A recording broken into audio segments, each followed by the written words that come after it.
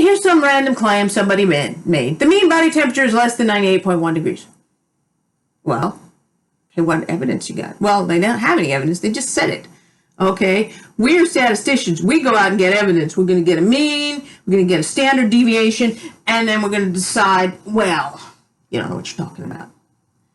Okay, now if I went out and I got some evidence, all right, and I got that the mean was 98.3, and they said it's less than 98.1, well, I mean, that's just my mean. Okay, there's a confidence interval on that. I'm not perfect. Okay, maybe 98.1 would be included in my confidence interval. Okay, maybe my confidence interval goes out to here and it includes 98.1. And they said less than 98.1, so maybe it is. Maybe it's in there. Okay, I don't know. I've got some sort of confidence interval on that. All right, but what if it was like 98.6? Okay, and now 98.1 is way over here into this tail over here. Okay, that was why it was a thing about tails. All right, I really only need to test that tail. Okay, so that's where that whole thing about tails comes from. All right, if they say 98.1 and I can't even by any stretch of confidence interval, there's no way I can get into that range, then I'm testing what they're saying, and I'm going, no, we're not even there. I mean, forget the 97.9 or any of the other numbers you think it is. I can't even get down there. There's just no way. Okay, so that's what's going on, is they make some sort of random claim, and then I do some statistics, and I'm not going to actually calculate confidence intervals, but if you read the whole formulas, they look basically the same. Okay, is that it does, fortunately, the calculator does all the work. But that's kind of what's happening. I'm saying I can't get near you, even if I give myself this huge fudge factor of like between there and there. I still can't get anywhere near you.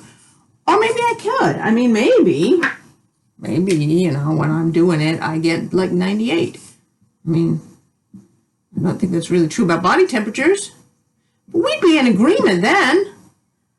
Okay, I haven't proved what they said, but I could hardly call them liars if I get something kind of close to them, especially if it agrees with the words they said. So, I mean, I might have to agree with them in some kind of way. So what we're going to do is, first of all, we're going to write down the hypotheses. This is just an outline of what happens in this chapter.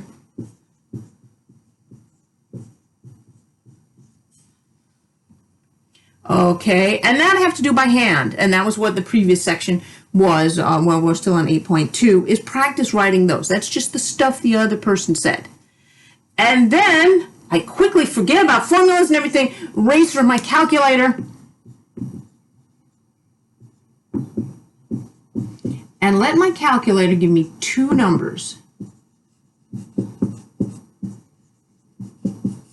Okay, once I put everything into my calculator, which will happen once we get into 8.3, but I put everything into my calculator, and I get these two numbers out of my calculator. I get Z. Well, we know what Z's are. Gosh, if I'm more than 2 standard deviations away, my Z is like more than 2 standard deviations away. Or P. P is going to be a percent. Okay, so, and then I'm going to reach some sort of conclusion. So I'm going back to me thinking it through and having to write down my answer. This is just an outline of what happens here. Now, because there's step 2 and step 3, there's actually 2 methods. I could get Z, and then I could do all sorts of calculations with Z, and I could compare Z to some other Z, and I could say, whoa, Z at 10, you got a real problem. Or I could just get P. We're going to write them both on our paper. We're just going to keep using the get P method because it just tells you what to do from there. We're going to compare to some sort of significance. It's usually 0.05. They'll give you a significance level. If they don't, the industry standard is 0.05.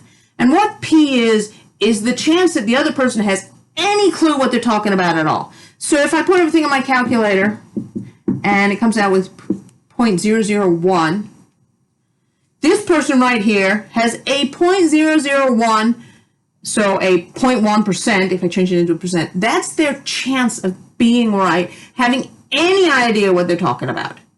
Okay, and if they've got less than a 1% chance of knowing what they're talking about, I'll be able to say, you're wrong. Okay, but if they have like a 5%, let's say they had a 6% chance of knowing what they're talking about, well, my reputation's on the line. I'm going to slink back to my office and say nothing. Okay, so never like gonna agree with them and say this is the best person ever and they're the most brilliant person I've ever met.